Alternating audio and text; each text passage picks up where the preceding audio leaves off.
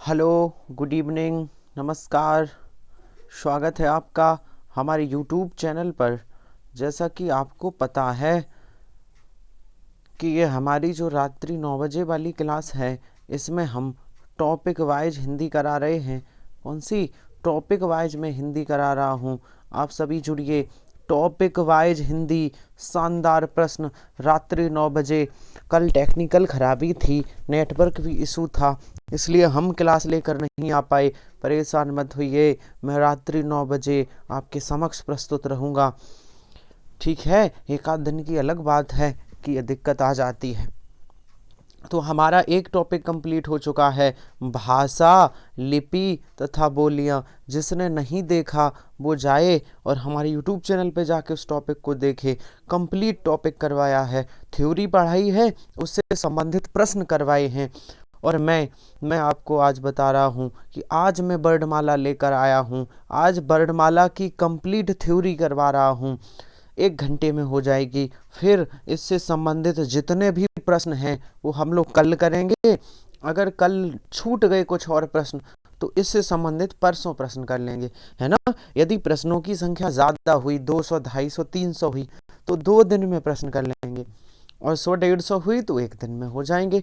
ठीक है, तो आज थ्योरी कंप्लीट होगी, आज वर्णमाला पढ़ेंगे बहुत शानदार तरीके से। जुड़ जाइए हमारे साथ, ठीक है। वर्णमाला। और मैं आपकी जानकारी के लिए एक बात और बता दूं, मैं सुबह जीके की सेशन लेकर आता हूं, सुबह 7 बजे। वन लाइनर जीके 10,000 प्रश्न लेकर आता हूं। आज से स्टार्ट हुई है, 25 नवंबर से सुबह 7 बजे जाके देखिए, नए अंदाज में जीके शुरू। 10,000 प्रश्न कराऊंगा। इतिहास शुरू कर दिया है, 2-2,500 प्रश्न इतिहास के होंगे, फिर संविधान के होंगे 2-2,500 अर्थशास्त्र के होंगे, लगभग 2,000 साइंस के होंगे, और 2,000 भारत और विश्व के भूगोल के होंगे। हमने आपकी हिंदी की जिम्मेदारी तो ली ही है, हमने जीके की भी जिम्मेदारी ली है। आपके जीके में अच्छे नंबर आएंगे। किसी का भी पेपर दे रहे हो, सुबह 7 बजे वाली में आइए।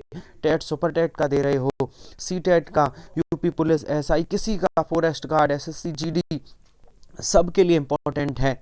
क्योंकि हमने ये सोचा कि जीके की क्लास थोड़ी वीक है, कमज़ोर थी। अब हमने इस मानसिकता के साथ चला रहे हैं, ऐसी क्लास का ऐसा कंटेंट है कि आपके एग्ज़ाम में वहाँ से प्रश्न आएंगे, इतनी अच्छी जीके हो जाएगी। आप कुछ दिनों हमारे साथ 7 बजे भी आइए जीके की क्लास में, और वहाँ मैं क्या करवाऊँगा, रोज़ 150 से 200 प्रश्न सिर्फ 20 मिनट में। सिर्फ सुबह 7 बजे वाली 20 मिनट की वीडियो होगी, सिर्फ 20 मिनट, 20-21 मिनट की, इससे ज़्यादा नहीं। और इतने में 100-150 क्वेश्चन हो जाएंगे। बल लाइनर, ऑप्शन नहीं होगा, डायरेक्ट प्रश्न और उत्तर होंगे। बहुत बढ़िया। तो आइए सुबह 7 बजे जीके भी करिए अपनी अच्छी, बहुत शानदार तरीके से मैं जीके भी करवा रहा हूँ।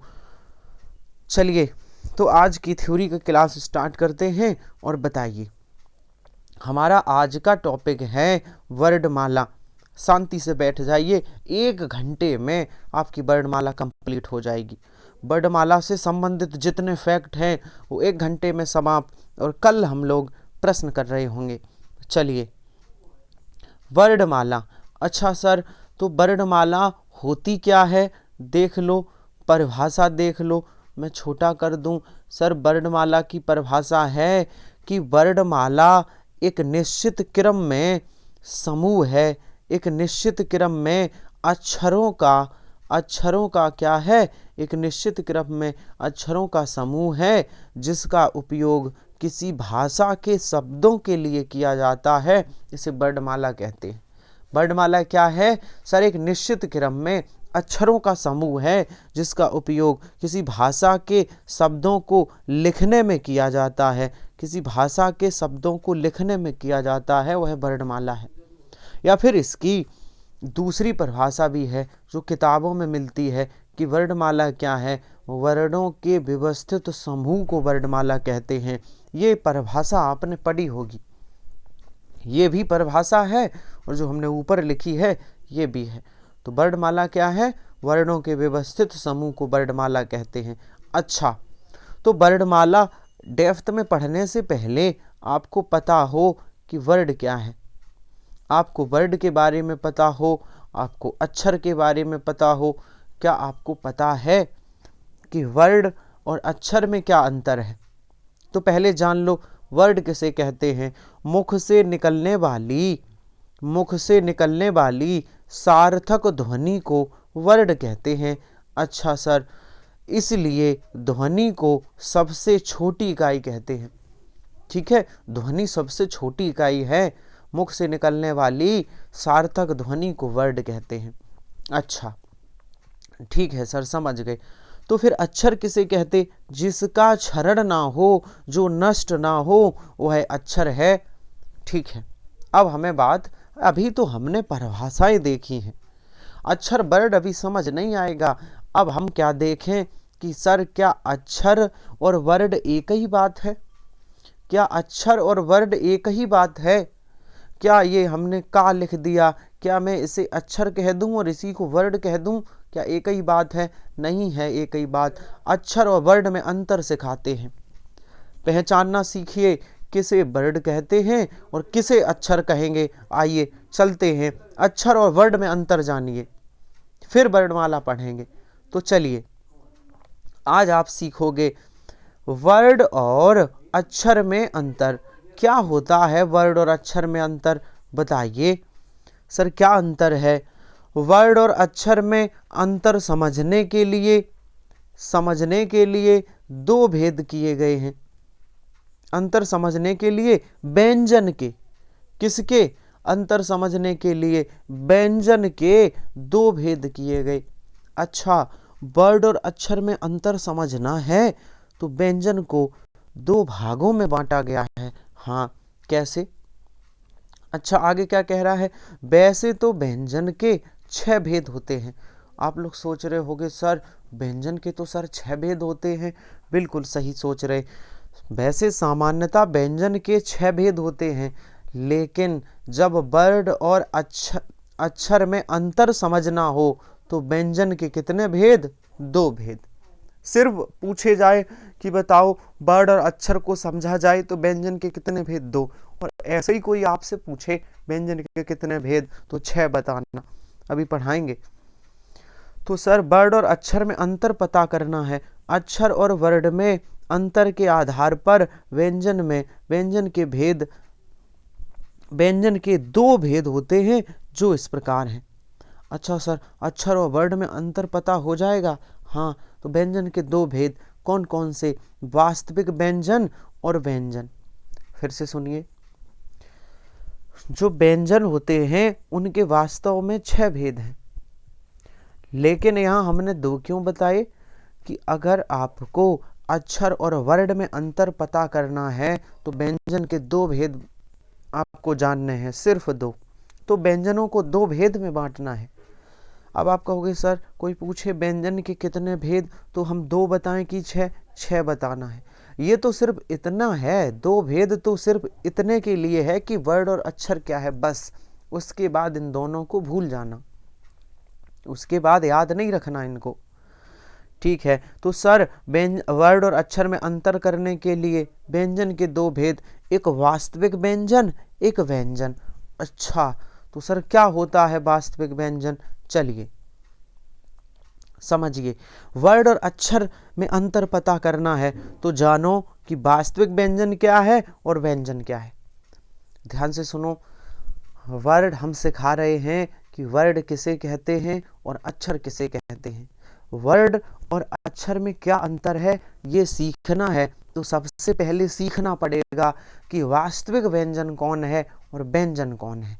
अच्छा, तो सीख लेंगे सर, सीखो। वास्तविक व्यंजन किसे कहते हैं? वे ध्वनियाँ जो स्वर रहित होती हैं वास्तविक व्यंजन कहलाती हैं। मतलब वे सभी ध्वनियाँ, या दूसरी परिभाषा है, जब व्यंजन से स्वर को अलग कर दिया जाए तो बचा हुआ व्यंजन वास्तविक व्यंजन कहलाता है। अच्छा, जब व्यंजन को स्वर से अलग कर दो तो बचा हुआ वास्तविक व्यंजन। हाँ, कैसे? जैसे एक ये व्यंजन है सर, व्यंजन होते हैं ना, का, खा, गा। ठीक है, व्यंजन है, ये व्यंजन है सर, एक खा व्यंजन है। अच्छा, तो इससे स्वर को अलग कर दो। एक बात बताएं आपको, याद रखना, प्रत्येक व्यंजन में, जितने भी व्यंजन होते हैं, प्रत्येक व्यंजन में एक स्वर जरूर छिपा होता है जिसका नाम होता है आ। छोटा आ हर एक व्यंजन में छुपा होता है। सर क्या का में छोटा आ छिपा है? हाँ छिपा है। का में छोटा आ छिपा है। क्या सर खा में छोटा आ छिपा है? बिल्कुल छिपा है। तो इस का विग्रह करो, ये जो का लिखा है तो इसका हम विग्रह कैसे करेंगे? इस का को कैसे लिखेंगे? ऐसे प्लस हलंत का प्लस आ, ऐसे लिखा जाएगा।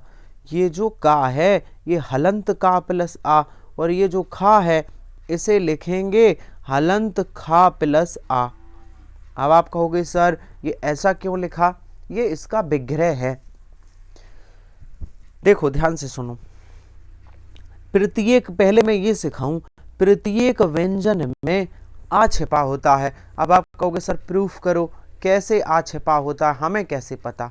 पर कैसे आ छिपा है? छिपा है, देखो ध्यान से मैं बता रहा हूं सर, सब में छिपा है, प्रत्येक व्यंजन में आ छिपा है। मैं बता दूं कैसे छिपा है, मैं प्रूफ कर दूं। देखिए हमने लिखा कमल, क्या लिखा? कमल। जरा बताओ, ध्यान से सुनना मेरी बात, मैं आपको बता रहा हूं कि आ प्रत्येक व्यंजन में छिपा होता है, इस बात को प्रूफ कर रहा हूं। मैं दिखाऊंगा भैया आपको कैसे छिपा होता है विद प्रूफ। देखिए का की मीनिंग, अच्छा इसकी स्पेलिंग बनाओ। बचपन में मास्टर साहब कहते थे ना, ऐसे दे दी अंग्रेजी हिंदी के वर्ड, कहा इन्हें अंग्रेजी बना के लाओ, तो अंग्रेजी क्या बनाते थे? का की के, फिर का और माँ के बीच कोई डंडा नहीं है तो सिखाया जाता था ए बना दो, फिर माँ की एम, फिर कोई डंडा नहीं है तो ए बना दो, और ला की एल, तो ये हो गया कमल। क्या इसकी यही मीनिंग बनेगी? हाँ सर यही बनेगी। अब सुनो, ध्यान से सुनो, ये जो का है, ये का सर, ये का में, ये का किस किस से मिलके, देखो ये का मिल के बना है हलंत का प्लस आ से। अब आप कहोगे सर हलंत क्यों लगाते हैं? देखिए जैसे, ध्यान से सुनो, जैसे हमने लिख दिया का ऐसा, तो आप समझ जाना इसमें आ छिपा है। आ अभी का ने आ को अपने घर से भगाया नहीं है, अभी जो आ है वो का से अलग नहीं है। अब हम कह दें, हम ये कह दें, ध्यान से सुनिएगा, हम ये कह दें बताओ हमने ये लिख दिया का, अब बताओ क्या इस का में आ है? नहीं है। ये का बना के नीचे ये डंडा कर दो, व्याकरण का नियम है, तो इस बात का मतलब ये है इस का से आ गायब हो गया है। अब ये बिना आ वाला का बचा है, ये स्वर रहित का है, इसमें स्वर नहीं है। जब भी किसी वर्ड के नीचे हलंत लगा हो उसका मतलब है उससे स्वर को हटा दिया गया है। जैसे मैं लिख दूं हलंत खा, तो आप कहोगे सर इसमें स्वर नहीं है, स्वर भाग गया है। ये पहचान होती है, हलंत नीचे लगते ही इस बात की पहचान है कि उसमें स्वर वर्ड गायब है। ठीक है, बात समझ आ गई? ठीक है सर। देखो के की मीनिंग बनती है का। अब सर ए कहाँ से आई? तो जो का है ना, अभी इसमें हलंत तो लगा नहीं, तो सर इसमें आ भी छिपा है, तो का बनता है हलंत का प्लस आ से, तो हलंत का वाले की मीनिंग हुई के, और जो आ है इसकी मीनिंग हुई ए। ऐसे ही जो माँ वर्ड है, देखिए माँ वर्ड, ये हलंत माँ प्लस आ से बना होगा, इसमें भी स्वर छिपा है, तो माँ की स्पेलिंग होगी एम और आ की होगी ए। अब आप कहोगे सर ला है, तो ला की मीनिंग एल, और इसमें भी आ छिपा होगा तो इसकी मीनिंग ए क्यों नहीं है? कमा, ऐसा होना चाहिए कमला।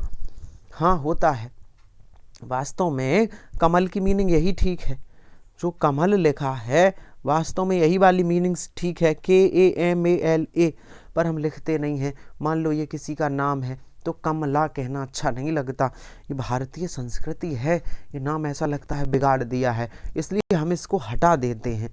नहीं तो शुद्ध यही है, LA आना चाहिए। जैसे बहुत सारे नाम हैं हम लिखते हैं ना, रविंद्रा, DRA क्यों लगाते हैं? क्योंकि उसमें रा में भी आ छिपा है। बहुत सारे नाम हैं जो बाद में ए लग जाती है। तो बात समझ आई, हर व्यंजन वर्ड में आ छिपा है, प्रूफ करके दिखाया हर व्यंजन वर्ड में। तभी तो जब दो व्यंजनों के बीच कोई डंडा नहीं होता फिर भी ए क्यों आ जाती है, क्योंकि उस वाले व्यंजन में आ छिपा होता है। देखिए तो सर, तो क्या हम कहें सर का में भी आ छिपा है? हाँ, अगर ऐसी शकल का है तो का हलंत का प्लस आ, हलंत खा प्लस आ, ये वर्ड बने होते हैं। अच्छा सर, ठीक है, तो अब पहुंचते हैं। बात समझ आ गई, बात समझ आ गई। अच्छा आप बताइए, जैसे हमने लिखा है का, आप बताइए इसमें क्या छिपा है? तो यदि कोई स्वर ना दिखाई दे तो उसमें आ छिपा है, और स्वर दिखाई दे रहा है तो वही छिपा है। तो देखो बड़े का में क्या छिपा है इसमें? सर हलंत, अलग करो बड़े का को अलग करोगे तो क्या पहचान है? इसके नीचे हलंत लगाओ, ये पहचान है स्वर को अलग करने की। ऐसे कर दो प्लस बड़ा आ, ठीक है। जैसे मैं लिख दूं की, तो क्या होगा? हलंत प्लस कौन सा दिख रहा है? बड़ी ई, हलंत प्लस बड़ी ई, ठीक है। बात समझ आ रही? यदि कोई स्वर आपको नहीं दिख रहा, यदि किसी व्यंजन पर स्वर की मात्रा नहीं दिख रही तो उसमें आ होगा। जैसे हमने कह दिया गा, हमने कहा गा किस किस से मिलकर बना है, तो इस पे कोई मात्रा दिख रही, ना तो डंडा दिख रहा, न बड़े की मात्रा, न छोटे ऊ, कुछ नहीं दिख रहा। जब व्यंजन पे कुछ ना दिख रहा हो तो उसमें आ छिपा होता है, हलंत गा प्लस आ।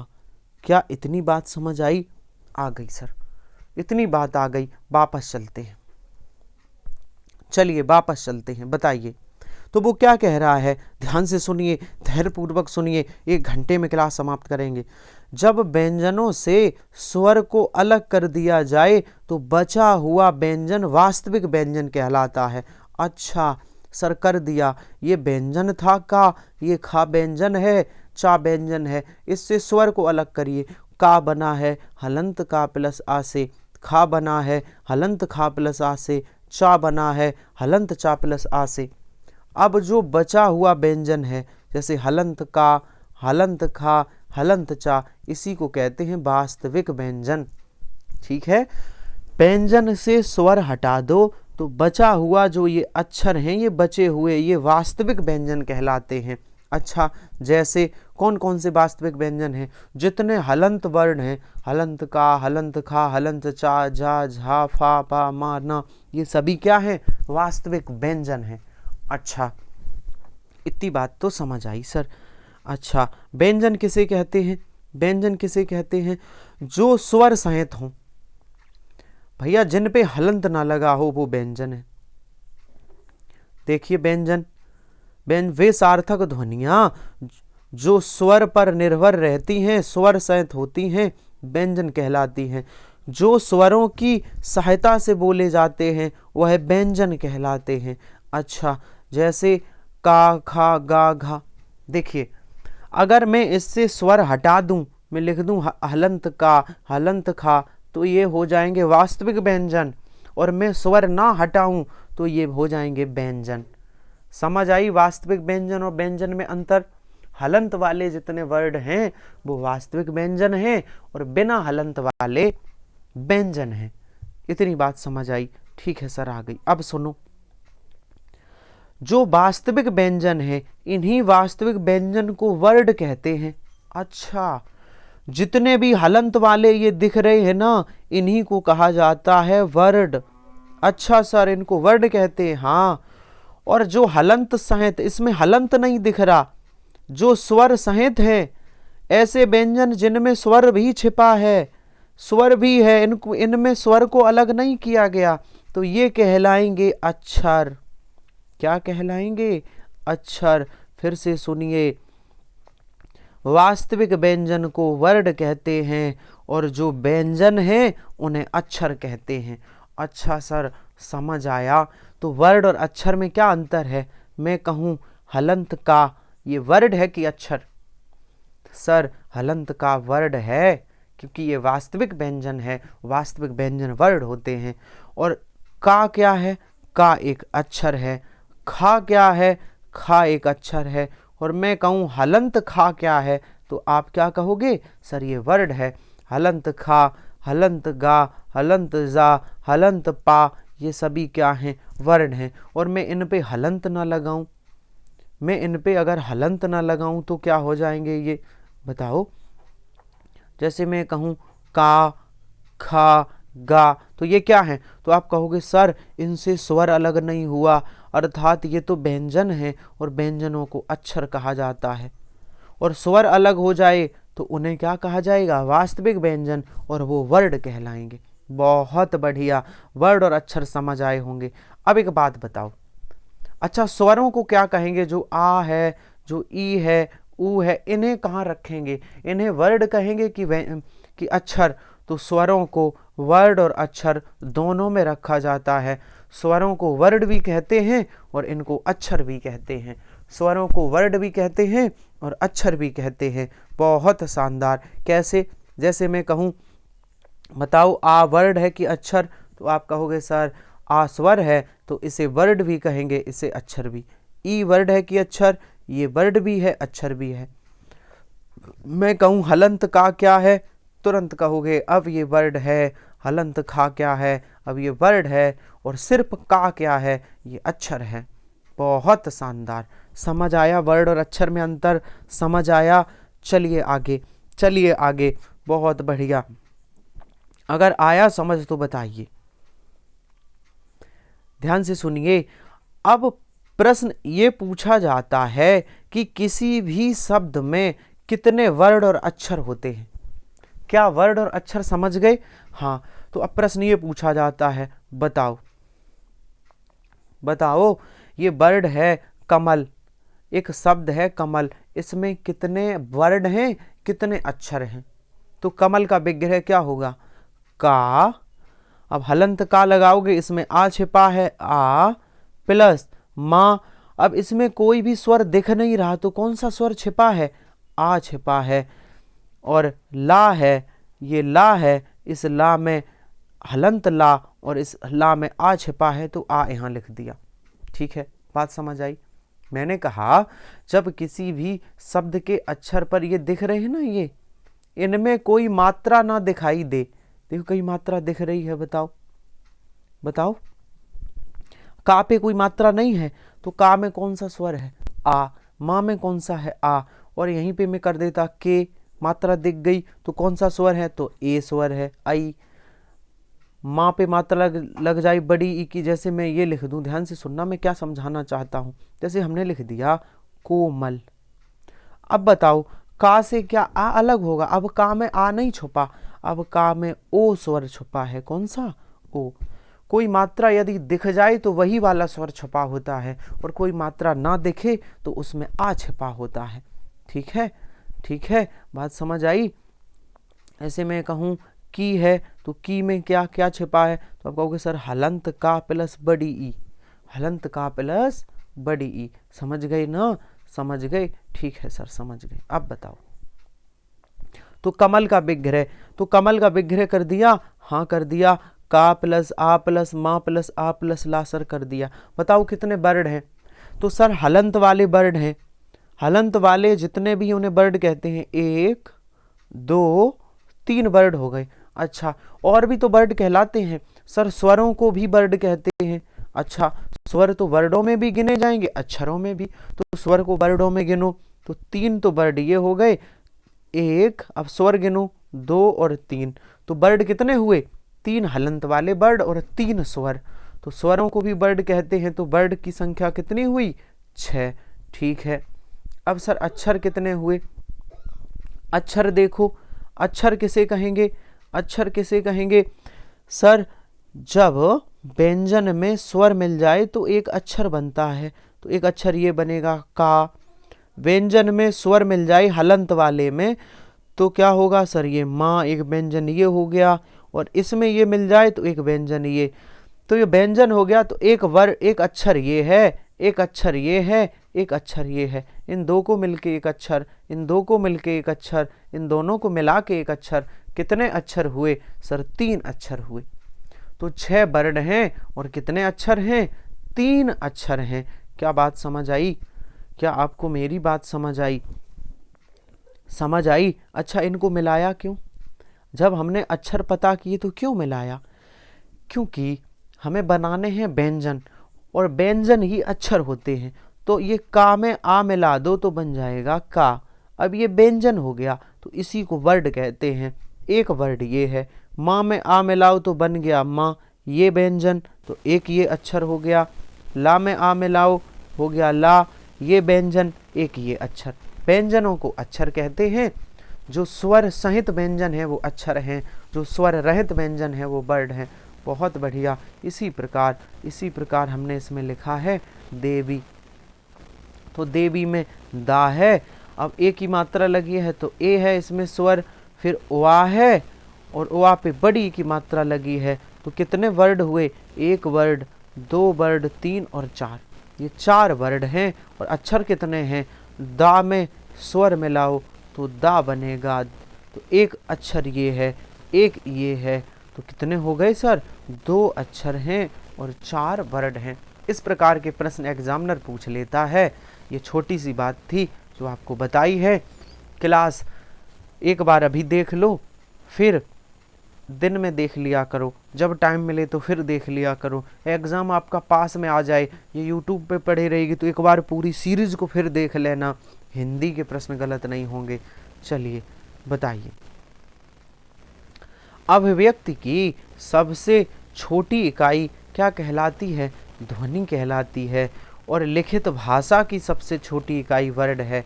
अभिव्यक्ति की छोटी इकाई ध्वनि है और लिखित भाषा की छोटी इकाई क्या है? वर्ड है। चलिए, हिंदी में मूल वर्डों की संख्या 44 है। अब देखो, अब हिंदी की जो वर्डमाला में जो वर्ड लिखे हैं उनको चाहे वर्ड का हो चाहे अक्षर, एक ही बात है। लेकिन कोई अंतर पूछे तो अलग है, अंतर पूछे तो बहुत गहरी बात है। वैसे सामान्यतः वर्डमाला में आप कह सकते हो, किसी को भी अक्षर कह दो, किसी को भी वर्ड कह दो, कोई इशू नहीं है, कोई इंटरव्यू भी नहीं चल रहा। समझ आ रही? तो वर्णमाला में जो अक्षर वर्ड हैं उनको अक्षर वर्ड कुछ भी कह सकते हैं। ये अक्षर और वर्ड में अंतर बता दिया, शायद कोई पूछे, है ना? ये बारीकी पता हो। कुल वर्डों की संख्या कितनी है? तो वर्णमाला में 52 वर्ड होते हैं। चलिए अब वर्णमाला पर शानदार। चलिए, वर्णमाला को 3 भागों में विभाजित किया जा सकता है। हमारी वर्णमाला को कितने भागों में? 3 में। कौन कौन से?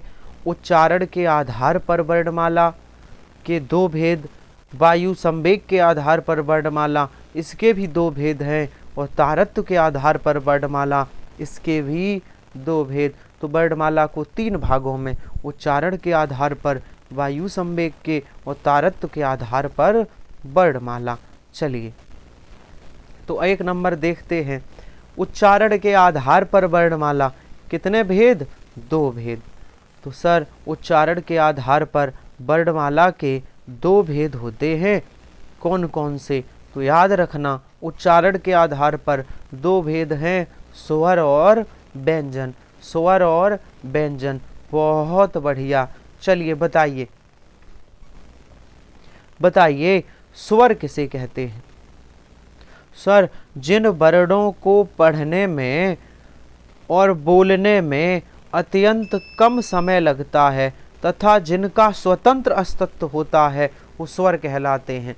वर्णमाला में 52 वर्ण है ना, तो वर्णमाला में 52 में से ऐसे वर्ण, कुछ ऐसे वर्ण हैं जिनको पढ़ने में कम समय लगता है। अब हम लोग अंतर पता नहीं कर पाओगे किस में कम लगा किस में ज़्यादा, विद्वानों ने डेफिनेशंस दी हैं। कुछ वर्ड ऐसे हैं जिनका उच्चारण करने में बहुत कम समय लगता है और वर्णों की तुलना में जल्दी बोले जाते हैं, तो वो क्या कहलाते हैं? स्वर कहलाते हैं। और इनकी एक और खूबी है, ये स्वतंत्र होते हैं, किसी पे निर्भर नहीं है। जैसे आ, तो आ किसी से मिलके नहीं बना, ई किसी से मिलके नहीं बनी, ये स्वतंत्र होते हैं। स्वरों के मुख्य 3, कुल 4 भेद होते हैं। अच्छा, स्वर किसी पे निर्भर नहीं होता। ऐसा नहीं है कि स्वर में से व्यंजन निकाल दो, नहीं, स्वर निर्भर नहीं है किसी पे। स्वरों के मुख्य 3 भेद, कुल 4 हैं। सर कौन कौन से? पहला है ह्रस्व स्वर। पहला कौन सा है? ह्रस्व स्वर। दूसरा है दीर्घ स्वर, अगला है संयुक्त स्वर और अगला है प्लुत स्वर। ये 4 भेद हैं। अच्छा ठीक है। ह्रस्व स्वर को मूल स्वर भी कहते हैं। ह्रस्व स्वर को क्या कहते हैं? मूल स्वर भी कहते हैं। ह्रस्व स्वर की संख्या कितनी? 4। दीर्घ स्वर की संख्या कितनी? सर मुख्य 3 है कुल, और 4 संयुक्त जुड़ गए, कुल 7 स्वर हैं दीर्घ। संयुक्त स्वर कितने हैं? 4। प्लुत स्वर कितने हैं? 1। चलिए अब एक एक को डिटेल में पढ़ते हैं कि ह्रस्व स्वर क्या है, दीर्घ स्वर क्या है, संयुक्त स्वर क्या है। मेरे साथ जुड़े रहिए, आज कंप्लीट थ्योरी करवा दूंगा वर्णमाला की। थोड़ी आध घंटे की 30 मिनट की बात और है। चलिए बताइए ह्रस्व स्वर किसे कहते हैं? एक बार पढ़िए एक टॉपिक थ्योरी, हमेशा के लिए आपको पढ़ना नहीं पड़ेगा, हमेशा के लिए हिंदी तैयार है ना। एक आध बार एग्ज़ाम पास में जब आए तो ये सीरीज फिर से देख लेना, आप यूट्यूब पे पड़ी रहेगी, हिंदी आपकी आपके हाथ में होगी। तो बताओ सर ह्रस्व स्वर किसे कहते हैं? जिन स्वर वर्णों को पढ़ने में स्वर वर्णों में से सबसे कम समय लगता है, ह्रस्व स्वर वर्ण कहलाते हैं। अब आप सोचोगे सर यही स्वर की परिभाषा थी, यही ह्रस्व स्वर की थी? नहीं, अंतर है। जो स्वर की परिभाषा लिखी है उसमें लिखा है कि हिंदी वर्णमाला अर्थात 52 वर्णों में से जिनमें सबसे कम समय लगे वो स्वर हैं। ह्रस्व स्वर में क्या परिभाषा लिखी कि जितने स्वर हैं उनमें सबसे कम लगे, जितने स्वरों में से सबसे कम समय लगे जिन स्वरों में, वो ह्रस्व स्वर हैं। ऐसे स्वर जिनको पढ़ने में सबसे कम समय लगे, स्वरों में सबसे कम, जितने स्वर हैं उनमें सबसे कम, और 52 वर्ण में सबसे कम लगे तो वो स्वर हैं, और स्वरों में सबसे कम समय लगे तो ह्रस्व स्वर हैं। अच्छा सर समझ गए। ह्रस्व स्वर वर्ण की संख्या 4 है। कौन कौन से ह्रस्व स्वर वर्ण हैं? सर आ, ये ई है, ऊ है और री है। ये क्या है सर? 4 ह्रस्व स्वर वर्ण हैं। बहुत बढ़िया, आगे चलिए। अगला हमारा स्वर कौन सा है? सर अगला है दीर्घ स्वर। कौन सा है? दीर्घ स्वर। बताइए दीर्घ स्वर क्या है? जिन स्वर वर्णों को बोलने में ह्रस्व स्वर वर्ण से 2 गुना अधिक समय लगता है, 2 गुना अधिक समय लगता है, उन्हें क्या कहते हैं? उन्हें दीर्घ स्वर वर्ण कहते हैं। सर ह्रस्व स्वर वर्ण से 2 गुना अधिक समय लगे तो कौन है? दीर्घ स्वर वर्ण। चलिए दीर्घ स्वर वर्ण की संख्या कितनी है? सर मुख्य होते हैं 3 और कुल होते हैं 7। मुख्य 3 कौन कौन से? बड़ा आ, बड़ी ई, बड़ा ऊ। और कुल कौन कौन से? सर ये तो 3 हैं, बाद में ये और जुड़ गए, ए ऐ ओ औ, इसलिए कुल दीर्घ स्वर 7 हैं। अच्छा अब जो पीछे वाले ये 4 हैं इनको संयुक्त स्वर भी कहते हैं। अभी आप आगे पढ़ोगे। संयुक्त स्वर ऐसे स्वर जो 2 स्वर वर्णों से बने होते हैं, संयुक्त स्वर वर्ण कहलाते हैं। इनकी संख्या भी 4 होती है। संयुक्त स्वर वर्ण इनकी संख्या भी 4 है। कौन कौन से? सर ए ऐ ओ औ। ये संयुक्त स्वर वर्ण 4, इनको दीर्घ स्वर वर्ण भी कहते हैं और ये संयुक्त भी हैं। अगर संयुक्त स्वर वर्ण को भी दीर्घ में मिला दिया जाए तो दीर्घ की कुल संख्या 7 हो जाती है, और दीर्घ से संयुक्त को निकाल लिया जाए तो दीर्घ की मुख्य संख्या 3 बचती है।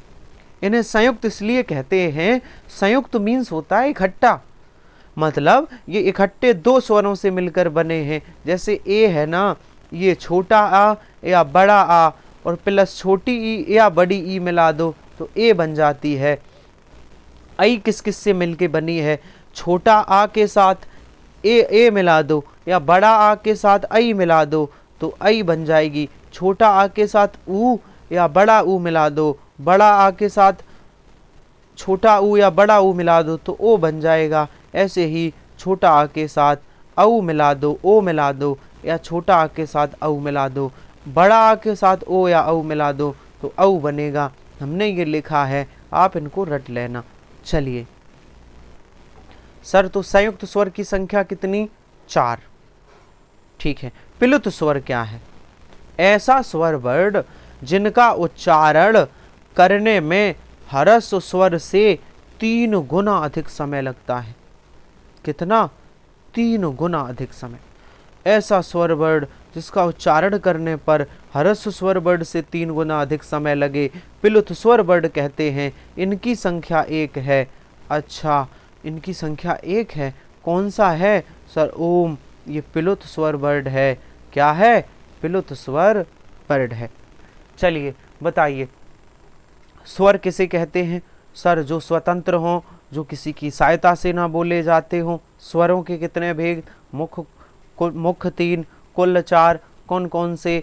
ह्रस्व स्वर, दीर्घ स्वर, संयुक्त स्वर, प्लुत स्वर। ह्रस्व स्वर को मूल स्वर कहते हैं। ह्रस्व स्वर की संख्या कितनी?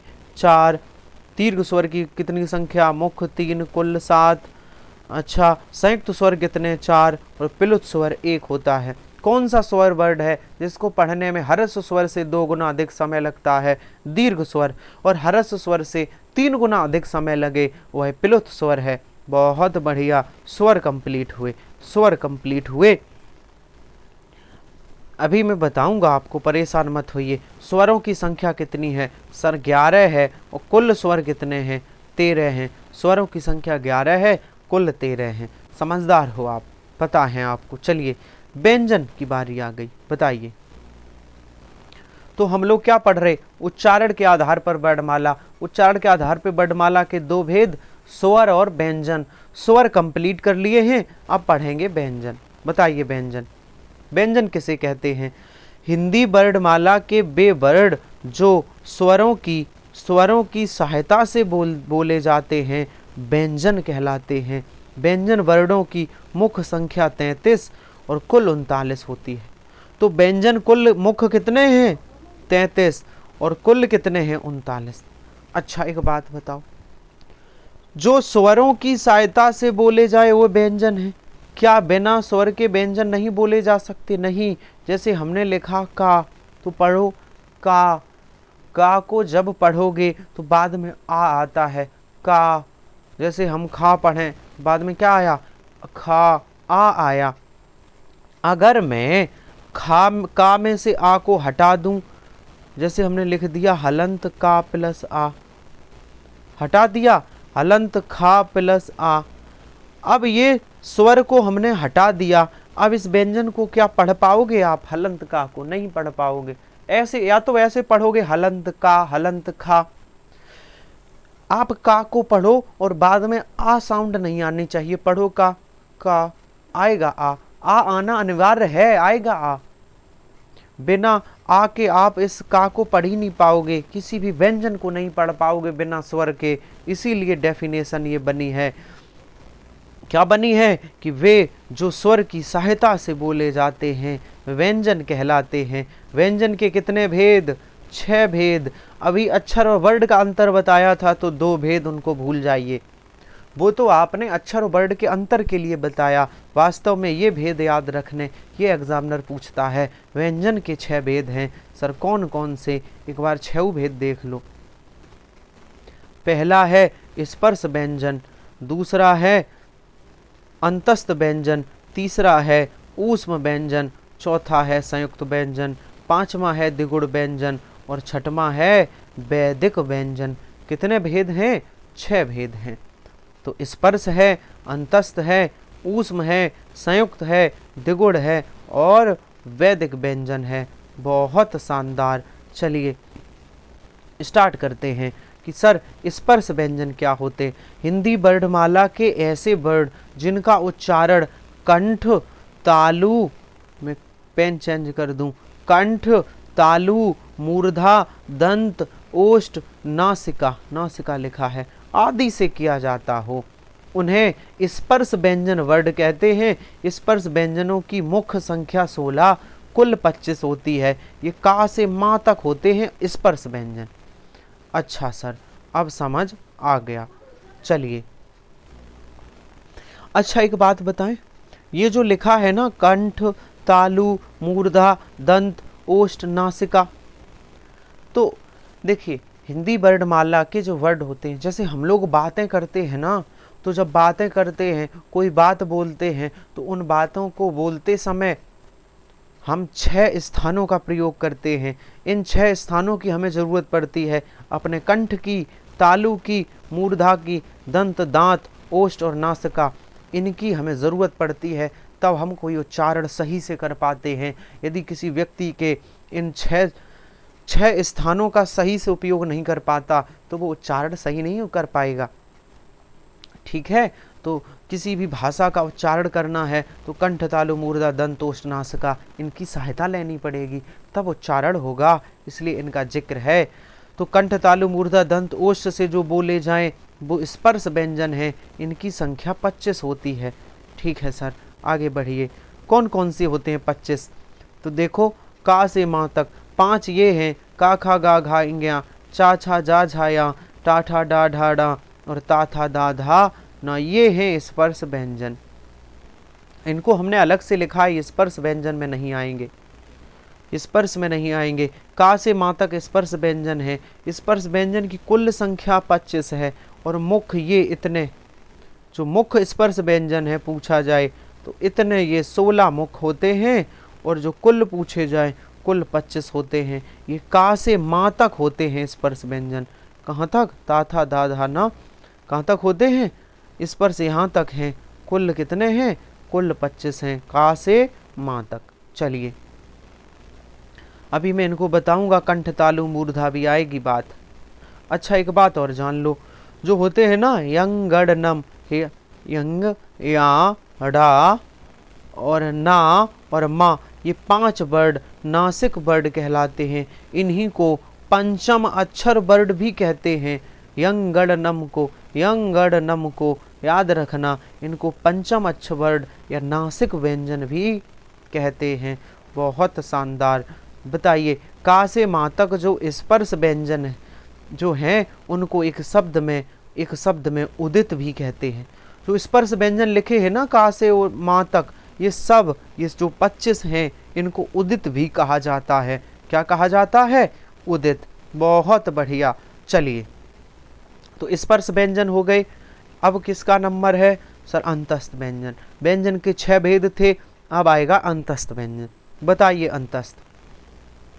तो वे व्यंजन वर्ड जिनका उच्चारण करने पर, अच्छा, जिनका उच्चारण करने पर श्वास अंदर की तरफ खींची जाए, ऐसे व्यंजन वर्ड क्या कहलाते हैं? अंतस्थ व्यंजन कहलाते हैं। अच्छा सर, हाँ, तो जो व्यंजन वर्ड जिनका उच्चारण करने पर श्वास अंदर की तरफ खींची जाए वो अंतस्थ व्यंजन कहलाते हैं। इनकी संख्या कितनी होती है सर? इनकी संख्या 4 होती है। कौन कौन से हैं अंतस्थ व्यंजन? तो या, रा, ला और वा, ये 4 अंतस्थ व्यंजन हैं। और ध्यान रहे, या और वा को अर्ध स्वर भी कहा जाता है। ये 4 अंतस्थ व्यंजन हैं और इनको अर्ध स्वर किसे कहते हैं? या और वा को। या और वा 2 ऐसे व्यंजन वर्ड हैं जिन्हें अर्ध स्वर भी कहते हैं। बहुत बढ़िया, बहुत शानदार। आज हम थ्योरी कंप्लीट करेंगे, बस कुछ देर की बात और है। 10 से 12 मिनट और आपके खर्च होंगे। चलिए, 10 से 12, 15 मिनट मुश्किल से, 1 घंटे की क्लास होगी। 42-43 मिनट हुए हैं। चलिए, ऊष्म व्यंजन किसे कहते हैं? वे व्यंजन वर्ड जिनका उच्चारण करने पर, अच्छा, जिनका उच्चारण करने पर क्या हो सर? जिनका उच्चारण करने पर घर्षण उत्पन्न हो, या यहाँ लिखा होता ऊष्मा उत्पन्न हो, उन्हें ऊष्म व्यंजन वर्ड कहते हैं। इनकी संख्या भी 4 होती है और ये हैं ऊष्म व्यंजन वर्ड सा, सा, सा, हा। ये क्या हैं? ऊष्म व्यंजन वर्ड हैं। ध्यान रहे, ये क्रम है ऊष्म व्यंजन का। ये सा आएगा, फिर ये वाला, फिर ये, फिर हा। इनको याद रखना। तो ऊष्म व्यंजन वर्ड कौन है? जिनका उच्चारण करने पर घर्षण उत्पन्न हो, ऊष्म व्यंजन वर्ड हैं। बहुत शानदार, बहुत बढ़िया। अगला व्यंजन है हमारा संयुक्त व्यंजन वर्ड। ऐसे व्यंजन वर्ड, देखो एक स्वर भी था संयुक्त स्वर। तो संयुक्त स्वर किसे कहते हैं सर? 4 थे। जो 2 स्वर वर्णों से मिलकर बने वो संयुक्त स्वर। संयुक्त व्यंजन जो 2 व्यंजन वर्णों से मिलकर बने होते हैं संयुक्त व्यंजन वर्ड कहलाते हैं। इनकी संख्या कितनी है? इनकी संख्या 4 होती है। अच्छा, कौन कौन से? छे, तरग, ज्ञा, सिरा। अच्छा जी, दो से मिले हैं तो किस किस से? देखिए, छे क्षेत्री बनी है हलंत का प्लस सा से। सर त्रा बना है हलंत ता प्लस रा से। बहुत बढ़िया। और सर जो ज्ञा बनी है, ये ज्ञा बनी है हलंत जा प्लस या से। याद रहे, सिरा बना है हलंत सा प्लस रा से। एक बात ध्यान रखना, जो पहला वाला अक्षर है, इन सब में इनके पहले में हलंत होगा और बाद वाले पे हलंत नहीं होता है। कभी कभी एग्जामिनर ऐसे पूछ देगा कि छे क्षेत्री किससे बनी है, तो हलंत का प्लस हलंत सा, का प्लस सा, हलंत का प्लस सा। तो बहुत लोग होंगे पहला ऑप्शन देखा लगा दिया, दूसरे वाले पे हलंत नहीं आएगा, पहले वाले पे आएगा। इनको याद रखना है कि किस से ये संयुक्त वर्ण हैं, क्षेत्रज्ञा, और ये किस किस से मिलके बने हैं, ये भी याद रखना है। बहुत बढ़िया, बहुत शानदार। चलिए आगे आगे चलते हैं। आगे हमारा अगला व्यंजन है द्विगुण व्यंजन। कौन सा है? द्विगुण व्यंजन। चलिए, द्विगुण व्यंजन किसे कहते? सर ऐसे व्यंजन वर्ण जिनमें दो वर्णों के गुण पाए जाते हों। अच्छा, दो वर्णों के गुण पाए जाते हों, द्विगुण व्यंजन वर्ण है। और ये रहे द्विगुण व्यंजन वर्ण। ये देखो देखो, जब हम ऐसे बनाए और ऐसे, तो ये हमारे स्पर्श व्यंजन हो गए। लेकिन इनके नीचे जब बिंदी ये रख दी जाए, तो सर ये बिंदी रखने से ये स्पर्श नहीं, फिर क्या हो जाते हैं? ये द्विगुण व्यंजन हैं। इनमें दो व्यंजनों के गुण हैं। और एक बात और ध्यान रखना, किसी भी शब्द को जब लिखेंगे तो उस शब्द की शुरुआत इन अक्षरों से नहीं करेंगे, द्विगुण व्यंजनों से कभी नहीं होगी। जैसे मैं लिखूं ढक्कन, हमने लिखा ढक्कन, तो ये वाला ढा आएगा। कभी भी ऐसे मत करना कि बिंदी वाला ढा ऐसे कर दो, ये वाला ढा कभी नहीं आएगा। कौन सा आएगा? बिना बिंदी वाला। याद रखना, कभी भी किसी वर्ड की शुरुआत इन अक्षरों से नहीं होगी, द्विगुण वालों से नहीं होगी, है ना, स्पर्श से हो जाएगी। ये बिंदी वाले अक्षरों से कभी किसी अक्षर की शुरुआत नहीं होती है, व्याकरण का नियम है, याद रखना। चलिए, नोट में क्या लिखा है? सर नोट में लिखा है द्विगुण व्यंजन वर्ड को उत्क्षिप्त होना चाहिए, उत्क्षेपित लिख दिया। उत्क्षिप्त व्यंजन वर्ड भी कहते हैं। द्विगुण व्यंजन वर्ड को क्या कहते हैं? उत्क्षिप्त व्यंजन वर्ड कहते हैं। और हमारा आखिरी व्यंजन है वैदिक व्यंजन। ऐसा व्यंजन वर्ड जो वेदों तक सीमित है, जो वेदों तक है, वैदिक व्यंजन वर्ड कहते हैं। इनकी संख्या 1 है। अच्छा, वैदिक व्यंजन हिंदी में नहीं है? नहीं है, वेदों तक है, बस इधर नहीं आया। ये होता है वैदिक वर्ड। ये देखिए वैदिक व्यंजन, इसे लुंठित, मराठी भाषा में लुंठित रा कहते हैं। पहचान लीजिए, एक होता है वैदिक व्यंजन। बहुत बढ़िया। चलिए आगे आगे चलते हैं। बताइए, तो अब क्या आ गया? सर हमारा खत्म हो गया वर्णमाला के 3 भेद थे, उच्चारण के आधार पर, वायु संवेग के आधार पर और तारतम्य के आधार पर। तो हमारी वर्णमाला उच्चारण के आधार पर खत्म हुई। स्वर और व्यंजन को डेप्थ में पढ़ा। स्वर के मुख्य 3 कुल 4 भेद पढ़े, व्यंजन के 6 भेद पढ़े। अब अगली वर्णमाला भाग 2 की वायु संवेग के आधार पर वर्णमाला। इस आधार पर वर्णमाला के 2 भेद होते हैं। कौन कौन से? सर अल्प प्राण और महाप्राण। कितने भेद? 2 भेद, अल्प प्राण और महाप्राण। अच्छा, अल्प प्राण का अर्थ क्या है?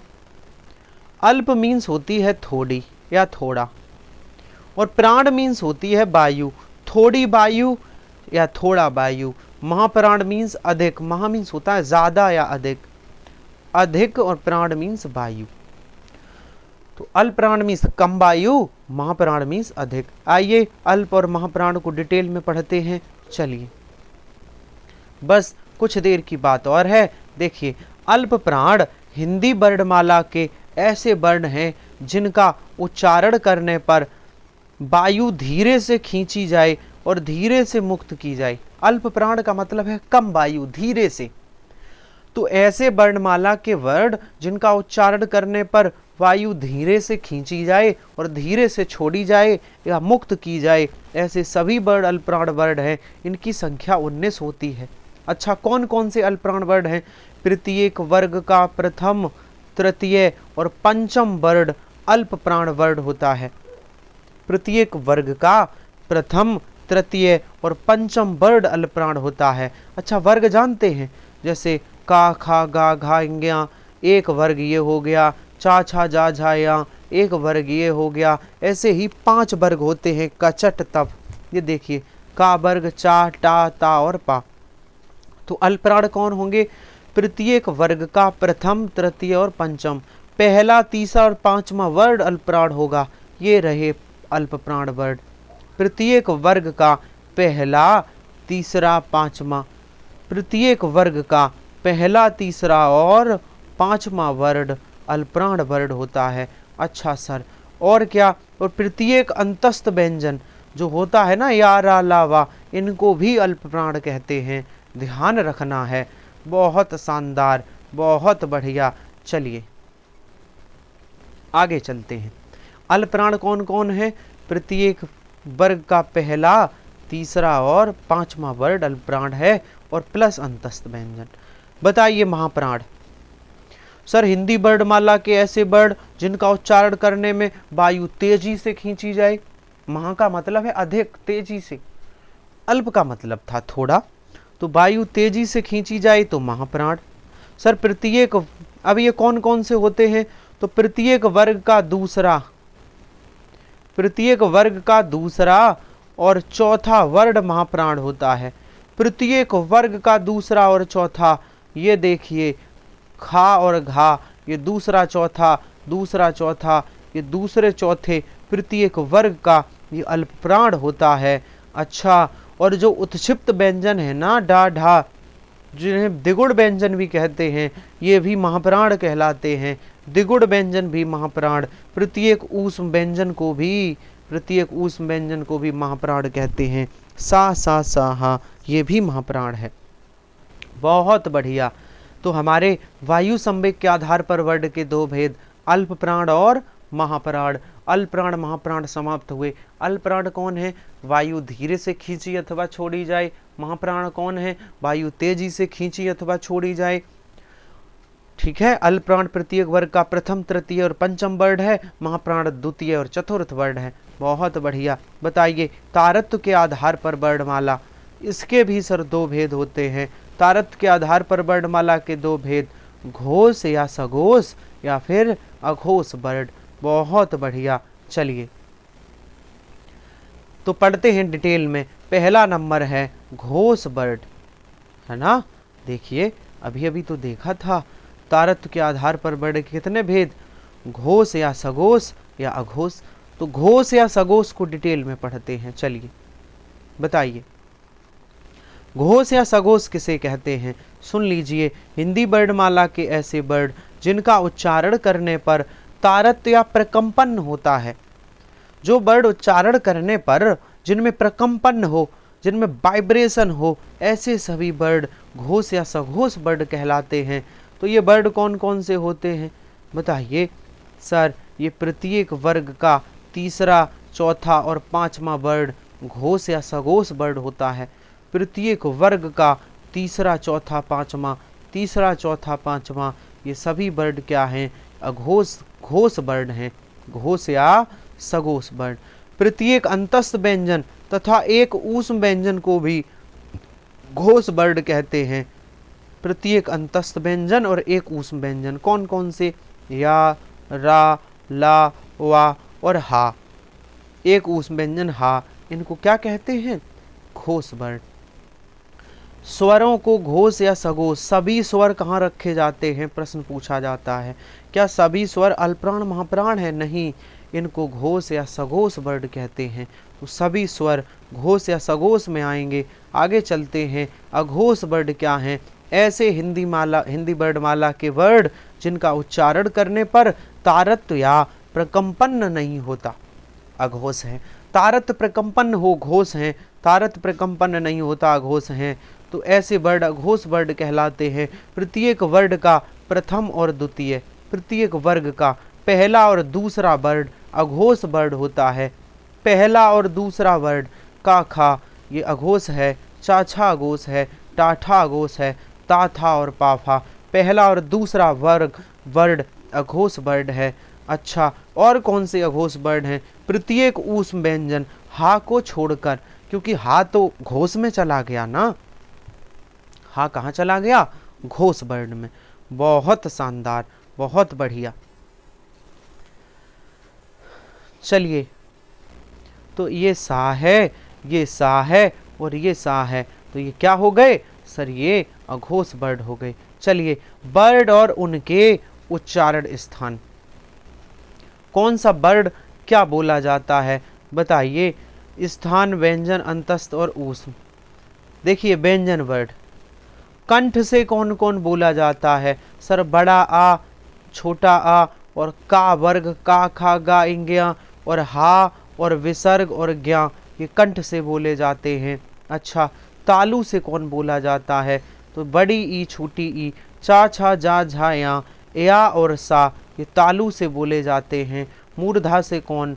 री, टा ठा डा ढा डा और ये उत्क्षिप्त व्यंजन रा और सा, ये तालु से बोले जाते हैं। और दंत से ता था दा धा ना और ला और रा और सा, ये दंत से बोले जाते हैं। इनको आप याद कर लेना। सर, ओष्ठ से कौन? छोटा ऊ, बड़ा ऊ, पा से लेके माँ तक, ये ओष्ठ से बोले जाते। नासिका कौन है? यंगड़, नम और अंग, ये नासिका से बोले जाते। कंठ और तालु दोनों से मिलके ए और ऐ, ये कंठ तालु से। और कंठोष्ठ से ओ औ बोले जाते हैं, कंठोष्ठ से। देखिए, ओ औ किससे बोले जाते हैं? कंठोष्ठ से। दंतोष्ठ से एक वर्ड बोला जाता है ओआ। अच्छा, या और ओआ को क्या कहते हैं? अर्ध स्वर भी कहते हैं। चलिए, आगे चलते हैं। कंठ मूर्धा से क्या बोला जाता है सर? ये छह क्षेत्री जो हलंत का प्लस सा से बनी है। दंत मूर्धा से त्रा बोला जाता है, जो ता और रा से बना है। कंठ से, सिर्फ कंठ से ज्ञा बोला जाता है, जो हलंत जा, इसमें लिखा नहीं है, हलंत जा प्लस या से। और तालब से मतलब तालु से सिरा बोला जाता है। नासिका से, नासिका और मुख से आहा बोला जाता है। बहुत बढ़िया, बहुत शानदार। चलिए चलिए, बस 2-3 मिनट की बात और है। बताइए, हमारा बहुत बेहतरीन तरीके से ये आज का सेशन समाप्त होगा। जीभ के आधार पर स्वरों के उच्चारण स्थान, जिह्वा के आधार पर स्वर, अग्रभाग, मध्य भाग, पश्च भाग बहुत पूछे जाते हैं। जिह्वा के आधार पर स्वर, अग्रभाग से कौन कौन? जीभ के आगे वाले भाग से कौन कौन बोले जाते हैं? छोटी ई, बड़ी ई, ए ऐ। जीभ के मध्य भाग से कौन सर? आ बोला जाता है। और पश्च भाग से छोटा ऊ, बड़ा ऊ, ओ और औ जीभ के पिछले भाग से बोले जाते हैं। याद रखना, कुछ विद्वानों ने ओ को पश्च भाग से उच्चारण का स्थान माना है। मुख के आधार पर स्वरों का उच्चारण, अभी जिह्वा के आधार पर था, अब मुख के आधार पर है। ये 4 प्रकार का होता है। संवृत, कौन से वर्ड संवृत हैं? तो छोटी ई, बड़ी ई, छोटा ऊ और बड़ा ऊ, ये संवृत वर्ड हैं, पूछे जाते हैं एग्जाम में। अर्ध संवृत कौन है? ए और ओ को अर्ध संवृत कहते हैं। विवर्त वर्ड कौन है? बड़ा आ को विवर्त कहते हैं। और अर्ध विवर्त कौन है? ए ऐ ओ आ और ओ को अर्ध विवर्त कहते हैं। अच्छा, चलिए आगे, बस थोड़ा और बचा है, इतना बचा है, अभी खत्म हो जाएगा। बहुत बढ़िया, बहुत शानदार। कुछ विद्वानों ने आ को अर्ध स्वर माना है। हिंदी वर्णमाला में काकल व्यंजन की संख्या ए है। हा को क्या कहते हैं? काकल व्यंजन भी कहते हैं। वर्णमाला में पार्श्विक व्यंजन की संख्या 1 है। ला को पार्श्विक व्यंजन कहते हैं। हा को काकल वर्ण कहते हैं। बहुत बढ़िया। हिंदी वर्णमाला में स्पर्श संघर्षी व्यंजनों की संख्या 4 है। यहाँ पे चा छा जा झा ये स्पर्श संघर्षी हैं। और पूछा जाए संघर्षी वर्ण कौन से हैं, इनकी संख्या 4 है। सा सा हा, यहाँ हा नहीं लिखा है। सा हा, स्पर्शी 4 हैं और स्पर्शी संघर्षी भी 4 हैं। स्पर्शी संघर्षी होते हैं चा छा जा झा और स्पर्शी होते हैं सा हा। बहुत बढ़िया। चलिए, वर्णमाला का पहला वर्ड अंग होता है, याद रखना। वर्णमाला की शुरुआत आ से नहीं अंग से होती है। और देखिए, संस्कृति, पाली, प्राकृत, अपभ्रंश, अभट्ट, हिंदी, ये वो है सूत्र वो दिया गया है। और हिंदी में लुंठित वर्ड की संख्या 1 है, बताया था ना, ये लिखा लुंठित वर्ड। लुंठित का अर्थ होता है मरा हुआ, समाप्त हुआ। ठीक है, तो इस प्रकार हमारी क्लास भी समाप्त हुई। 1 घंटे की शानदार क्लास है ना। इसे फिर से देख लेना, एक बार फिर से देख लेना। कल मैं प्रश्न लेकर आऊंगा शानदार 9 बजे, फिर से वर्णमाला से संबंधित 300 से ज़्यादा प्रश्न लेकर आऊंगा, लगभग 300। अगर कल पूरे नहीं हो पाए तो परसों करवा दूंगा। जुड़िए कल मेरे साथ फिर से। इस वर्णमाला की आज थ्योरी कंप्लीट हुई, जुड़ जाइए। ठीक है, तो चलिए, आपकी जानकारी के लिए बता दूं कि आप सुबह 7 बजे वाली क्लास भी ज्वाइन करिए। जो हमारी जीके जीएस की क्लास होती है सुबह 7 बजे, उसे भी ज्वाइन करिए, क्योंकि मैं उसमें जीके पढ़ा रहा हूँ। 10,000 प्रश्न लेकर आया हूँ आज से स्टार्ट कर दी है, और ये सीरीज चलेगी कई दिनों। वन लाइनर रोज 20 मिनट की वीडियो, ज़्यादा बड़ी नहीं, सुबह 7 बजे 20 से 21 मिनट की वीडियो मिलेगी। 150 से 200 प्रश्न पढ़ाएंगे वन लाइनर, सभी लोग जुड़ जाइए। ठीक है, बहुत बेहतरीन सीरीज है। और हिंदी तो आप कर ही रहे हो, 9 बजे टॉपिक वाइज, 8 बजे स्पेशली मिक्सअप प्रैक्टिस सेट है। पुलिस वाले भी करें और सभी लोग करें, जिनका एग्ज़ाम है वो 8 बजे वाला करें। उसका नाम लिखा है यूपी पुलिस के लिए, लेकिन वो भी सबके लिए है ना। प्रैक्टिस सेट हिंदी तो सबके लिए सेम ही होती है। और ये सीरीज़ 9 बजे, और एसएससी जीडी का मेरा 5 बजे हिंदी का चलता है, वो भी आप लीजिए। चलिए, तो उम्मीद करते हैं सेशन अच्छा लगा होगा। कमेंट बॉक्स में करिए सर कि अच्छा लगा है सेशन, बताइए कैसा लगा। बहुत बढ़िया, बहुत शानदार। आइए आज का सेशन समाप्त करते हैं। मिलते हैं कल नई ऊर्जा के साथ। इसी टॉपिक से संबंधित बेहतरीन प्रश्नों का कल एनालिसिस होगा। कल मैं प्रश्न हल कराऊंगा, बहुत शानदार। चलिए, आज की क्लास समाप्त करते हैं। ठीक है, मिलते हैं कल इसी समय, तब तक के लिए धन्यवाद।